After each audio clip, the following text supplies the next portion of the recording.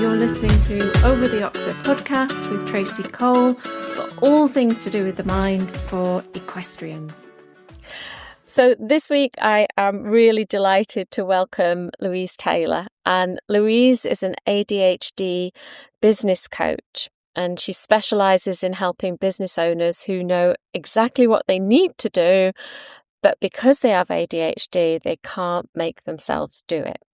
And she comes from a sales and marketing background originally, but now she's blended that with her ADHD-informed mindset coaching to help clients build fun and sustainable businesses. I love the fun bit. Welcome, Louise. It's lovely to see you again. Oh, hello. Thank you so much for having me. Oh, it's great to see you. I haven't seen you for ages, so it's I know, lovely to have right? a chat. Where has all that time gone, eh?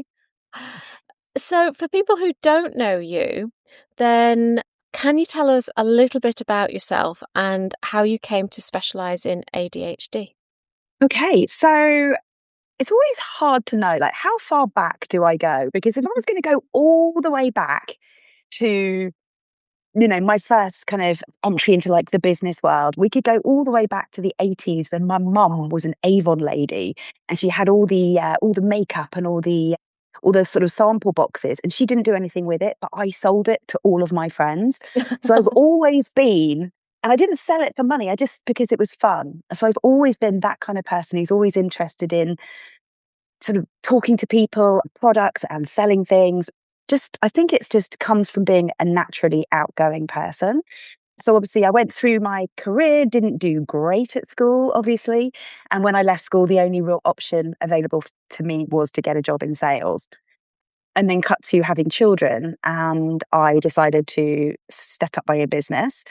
And I actually worked as a children's yoga teacher, which I loved. I did that for about 10 years.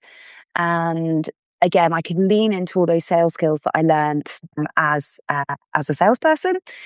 But then as I started to get to my early 40s and perimenopause started kicking in, everything started to feel a lot harder. I came to you when I was in a really hard part of my life. I had quite young children. I knew I couldn't be doing yoga teaching for like 3-year-olds for very much longer. I was getting a bit old and everything was getting a bit creaky, and I needed to transition to something different. But I did my NLP course. I love my NLP course, but I just really struggled to do anything with it. I really struggled to, everyone says you need to pick a niche. I really struggled to do that. I was flip-flopping around and changing my ideas every single different week. I was having all these amazing ideas. And I had this great mindset so that I really believed that I could do it. But when it came to actually executing and actually doing something with all this knowledge that I had worked so hard for and paid so much money for, I was just banging my head against a brick wall. And at the same time, I had a young daughter who was having a really, really, really hard time at school. Lots of big emotional explosions, really, really struggling with friendship groups, all of those kind of things. And long story short, somebody suggested that she might have ADHD. And I was completely surprised. It was literally the last thing on my mind. I had never really even heard of it. I hadn't even explored it at all. But then, of course, there's probably people listening to this that are nodding away because this happens to so many of us. When we start reading through the questionnaire of all these different behavioral traits, I was just ticking everything. I was like, yeah, that's me, that's me, that's me, that's me. So obviously we had her diagnosed, and then at the same time I was diagnosed. And it was like, it's really hard to overstate this, right? Because it sounds like a cliche. It's like all the lights went on. I was like, oh my God, this is why. Whereas before I thought it was because I was lazy, stupid, couldn't get my act together, all of those things that I had been telling myself. I knew that it was this condition that had been like lurking around in the background all my life that had basically been making everything so much harder for me. And obviously I got the diagnosis, got the treatment. I mean, I make it sound very, very quick. It took ages, right? But then when I started really working on all of the things, all the interventions that I teach in my coaching, everything changed. It changed for me and it changed for my daughter as well. And so, yeah, this is why it's such a passion of mine to work with business owners, particularly female business owners, because for a lot of us, particularly if we have neurodivergent children, self-employment really is the only viable option. If I had been trying to get to work every day while she was throwing chairs across classrooms, it just would never have worked. It was a horrible, horrible time, and it would have been made so much worse if I'd been trying to get into an office every day. So, yeah, I think working with female business owners with ADHD is such a passion of mine, because there is so much that we can do in the day-to-day with organization, time management, all of these things, and mindset, that it can be like night and day. So you can go from struggling, flailing around, not knowing what to do, to actually having a pretty successful business. And I love that phrase, that a rising tide lifts all the boats. So once your business starts to work, you have some more money, you have some more self-confidence, your energy improves. It's just, yeah, very, very rewarding. And that's a very, very long answer. No, that was okay. great. That was great, because I knew some of that, but I didn't know all of it. And it's really interesting to know where people have come from and how late you were diagnosed. You weren't diagnosed as a teenager or anything like that. So when we talk about ADHD, I think like most people have an idea of what it is, and they're thinking of the stereotypical, probably boy actually in school rather than a girl. And we're thinking about the lad that just can't sit still, and like you say, is flicking things around the classroom and causing a disruption. But there's a lot of ADHD descriptions that are far removed from that stereotype, aren't there? Can you tell us a little bit about it? I know that it's sort of like it isn't a one size fits all kind of thing either, is it? Yeah. So traditionally you have three different types of ADHD. You have your hyperactive ADHD, which is your like naughty little boy. We call it this sit down and shut up syndrome, right? The sort of the difficult child. You also have the inattentive ADHD, which is commonly seen in girls, not always. You can have hyperactive girls. I'm a hyperactive girl, and you can have inattentive boys as well. But commonly it is seen in girls. That inattentive ADHD looks like, the easiest way to describe it is like they're underwater. They're kind of far away from everybody. You will see them kind of twirling their hair, staring out the window, looking a little bit vacant. And that is why it is so common for girls to be misdiagnosed. Because what happens is, as they get older, that the lack of diagnosis, we will see things like anxiety, eating disorders, self-medicating, so alcohol and drugs and things like that, because everybody thinks everyone's attention is on the hyperactive boy, the one that's running around the playground and things like that. So in a way, somebody like my daughter, who is a hyperactive ADHD child, they're kind of the lucky ones, because they get spotted really, really quickly. It's the inattentive kids and adults that can actually have a really hard time, because it's much harder for them to be diagnosed. Yeah. And I said there was three, didn't I? So there's inattentive, there's hyperactive, and then you've got combined, which is a bit of both. Wow. Okay. Yeah. So now I can see why there's this kind of spectrum of behaviours, and that people describe themselves differently. And if they look down a tick list, they don't necessarily have all the conditions and issues that are listed. So what is happening then? I know, again, I'm going to say ADHD brain, but there isn't really a single ADHD brain, as you just said. But what's happening when that person tries to focus, or they try to get motivated? What's the struggle? Focus, first of all. So the idea that we have a deficit of attention is actually a misnomer. Problem is, we have too much attention. Yeah. Everything's interesting. As I was saying, I was having all these different ideas for my business. I was flip-flopping around and couldn't choose one thing. That is a typical I was finding all these subjects interesting, and I couldn't constrain to just one thing. So when we are struggling to focus, we could be annoyed. You could be having a conversation, a really interesting conversation with you here. And then I can hear someone like with a strimmer out in the next garden. And then my brain instantly goes over there and I start worrying about, oh, can that come up on the audio or any of those kind of things. So it just makes it much harder for me to regulate my attention. And what was the other question? And the motivation, is that a difficulty as well, to get motivated in what you need to be motivated in rather than this array of things? It's not my idea, all these different lovely things that we could be doing. So yeah, what we're talking about is dopamine and a deficiency in dopamine. Dopamine it gets a bit of a bad rap, right? We always assume dopamine with like gambling and sex and drugs and all that kind of stuff. But actually, dopamine is just the anticipation of a reward. Okay. And that's what, when we were living around, we were living in caves and gathering around fires, it was the dopamine that would get us up and going to hunt and look for food and things like that. So when we are struggling with motivation, it's because our dopamine is really, really low, which is why you can find it really difficult to do something important but boring. So we're getting to the time of year when everyone's going to be doing their tax returns and then be looking at their tax returns thinking, why, what is wrong with me? Why can I not do this?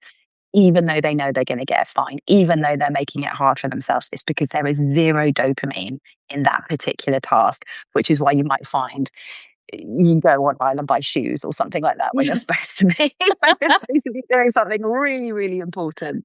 And that is the issue with motivation. Okay, so what about emotional regulation? Is that a difficulty as well? Things like anxiety or performance anxiety or, those kind of things when people are under pressure. Is that difficult to regulate? Are people a bit up and down with that, generally speaking? Yeah, that's a really good question because funnily enough, the emotional regulation piece actually isn't in the diagnostic criteria because it's you can't measure it. Yeah. Right? What might be an overreaction to you, I might see it and think that's perfectly reasonable reaction. But the ability to regulate emotions is what we call an executive function, which is that part you obviously know about that. It's the part of your brain that helps you do what you intend to do, what you set out to do.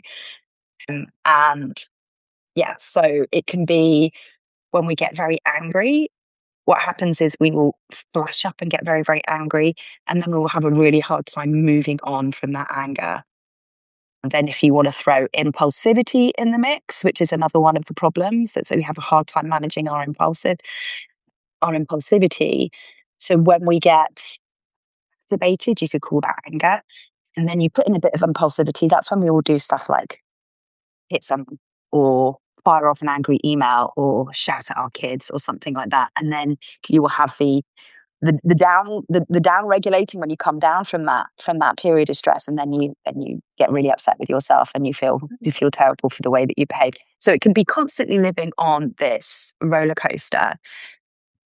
And the same goes for good things as well, right? We can get really, really overexcited. Overexcited and go to a party, and then all of a sudden you've done 5 shots and you don't know what you're doing because you're in that state of excitement and you are taking action from that very, very activated state. And one of the things I love teaching people and working with people is helping them learn how to manage and regulate your emotions. And that is when we use something called a steer map, where the first job is to stop and notice, like, okay, I'm really overexcited. I'm probably going to drive too fast to the party, or I'm really angry. Now is not the time to make this phone call. Yeah. So it's learning how to stop and then allowing the time for your emotions to come down, because they will come down, and then redirecting yourself and thinking so that you're in a position to respond rather than react. We're not just going around life reacting and setting fires left, right, and center. And it's actually helping people learn that we do have a lot of control, but it is a skill. It's a learnable skill. It's not something that will come naturally. Yeah. And I mean, a lot of people obviously who are listening are equestrians and they ride. I know some people listen and they don't ride, but some people who ride or I suppose anyone who interacts with a horse, that dysregulation of your emotions, the incredible highs and incredible lows and so on, that the horses are going to pick up on that, aren't they? So it would be nice if people could find these ways to be a little bit more stable in their emotions, not to get rid of the emotions because we need them, but to not have that tremendous high and tremendous low at the same time. There's so much that you can do, particularly with horses or with animals, is that co-regulation piece. Bringing yourself back into the moment, putting your hand on their neck, feeling the warmth, feeling the hair on that, feeling the fur. Would you say fur or hair on a horse? Yeah, either. Yeah, and listen to them breathing and changing your breathing. So again, it's taking you out of that very activated part of your brain and lowering your fight or flight response. So yes, you're absolutely right. These emotions are really important. We need things like fear, particularly when we're riding a horse, to know that something's a good idea or a bad idea. But again, it's just getting to grips that these emotions don't run you. You have more control than we might always think we do, but it's a skill. That's really interesting what you were saying about, stroking the horses and so on. A lot of people who have ADHD, diagnosed ADHD, and they are around horses, either they work with them or it's their hobby, they do report feeling much calmer around the horses. And I often wondered, was that just because the horses are kind of calm in themselves? Were they particularly working with calm horses? But that makes a lot of sense now, that they have that co-regulation with humans. And so they're really good actually for ADHD people, aren't they, to be around? Yeah, and I think also as well, some of the things that you do with horses, like mucking that stable, cleaning tack, all that kind of, we call it heavy work, Yeah, is actually really good for the, I can't even say the word, proprioceptive brain, yeah, which basically means it's getting out of your head into your body. A lot of us live, there's a lot of chaos and noise in our head. And when you're sort of digging or you're doing something heavy with your body, it's actually extremely soothing and very calming. And I think as well, there is something beautifully simple about knowing that you need to tack up a horse, you need to feed the horse, you need to get on the horse, you need to ride the horse. It's always the same. yeah, There's not a huge amount of grey area. You have to think, oh, do I put this tack or that tack, or this? Do I feed it this or that? It's like that yeah, simplicity is really helpful. And I think when we're talking about something like, if you're talking about business, for example, that simplicity, keeping things really, really simple, can actually be incredibly therapeutic. So that you're not always trying to figure out what the next thing to do is. You just know exactly what the next steps are to take. And if then I was thinking, if you know somebody who has ADHD or they suspect they have ADHD, how is it good? What's the best practice to support them? I think learning about it yourself. I think Yeah. if we're talking about a loved one or if we're talking about somebody that you might work with or something like that, I love the analogy called it's NIFT. So is it no, acronym? So we learn to lift. So L stands for learn about that condition. You can just listen to this podcast or go on TikTok or Instagram or whatever and just get a quick idea of about the condition itself, aside from all the cliches that are about. Um, And then, so you look at the condition, you lift, you, yeah, you work about how it affects the individual. Yeah. Okay, because it's different for everybody. So look at how it affects that particular individual. You find accommodations. So when we're talking about accommodations, we're looking at simple. If we're talking about someone that you might work with or a colleague or something like that, find out how they like to communicate. They might they might prefer emails. They might prefer a phone call. That's what you call accommodations. Then you test accommodation. And when we're talking about an accommodation, we test the accommodation. We don't test the person. They say, we're going to communicate this week. And then you try that out. And how do you know it's working? If you decide after a week it's not working, it's not because that individual has failed. It's because the accommodation wasn't right. Okay. Okay. That's really helpful. Yeah. Yeah, I like that. And what would you like people to understand about ADHD? I think that if you have somebody in your life who has ADHD, trust me, no one is more frustrated about it than they are. Oh, The God. things that are annoying you, trust me, they are feeling it 10 times more than you are. Whoops, got my headphone. So finding that empathy with that individual and know that they really are trying their best, because it goes a really long way. It goes a really, really long way. Having someone who is happy to give you the benefit of the doubt, who will help you talk things through, and who can see that you are really trying it's yeah, it can't be overstated. It's brilliant. Mm. How important do you think mindset is when it comes to working with ADHD people? I know you work with the business coaching side of things. So how important is it for you that you bring mindset in to help the ADHD people? I think it's really important, because a first part of any kind of change and growth is believing that it's possible. And I think particularly the work that I did with you with the NLP was so helpful in knowing that we can change, and that this year can be better than last year, and this week can be better than last week, and we're all work in progress, no matter how old we are. Yeah. But I would say that it is really important to know that mindset alone, particularly with ADHD, is, if you only try and do mindset, you might find it difficult to keep going, because strategies are really important.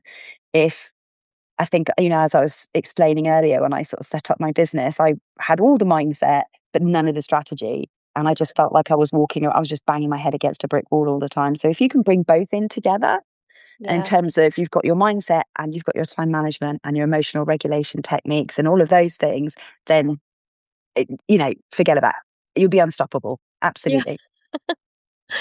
So being unstoppable, what strengths do ADHD people have, do you think? What have you got?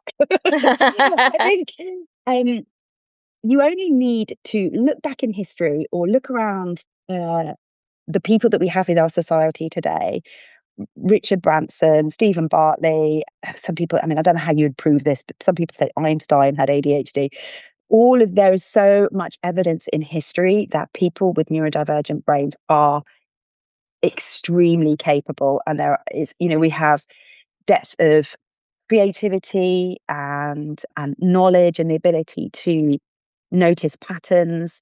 Particularly people with ADHD make brilliant first responders. And this probably really works well in the equestrian environment, because we are very good at reacting to situations, particularly an emergency, because it's kind of weirdly soothing when it's like all systems go, we've got a problem.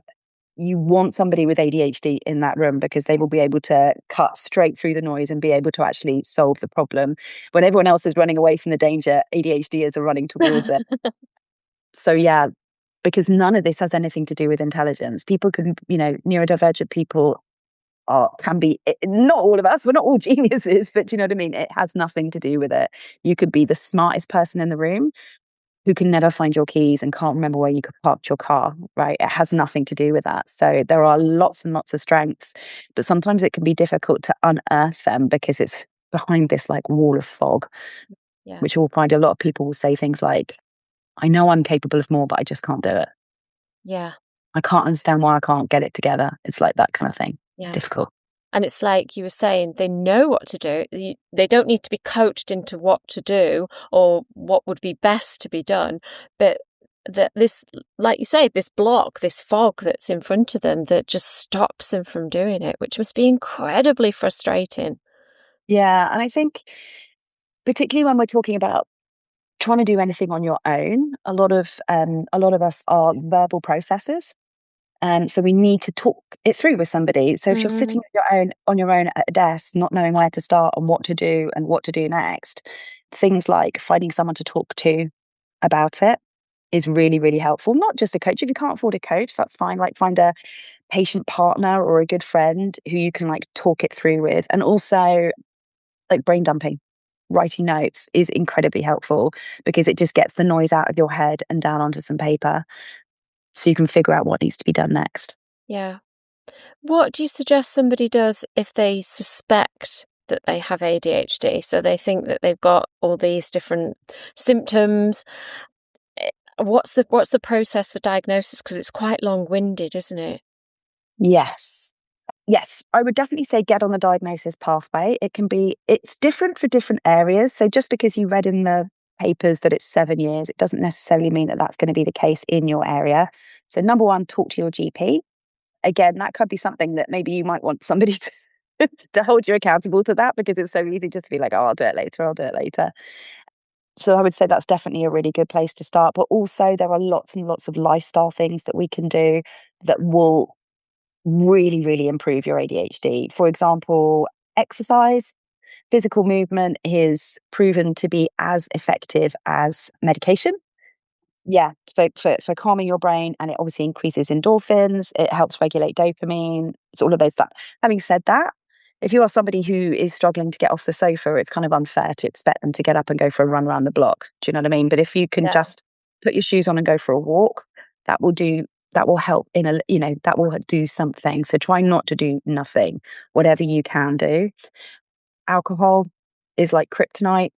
So cut down your alcohol if possible, completely reduce it. Keep your life as simple as possible.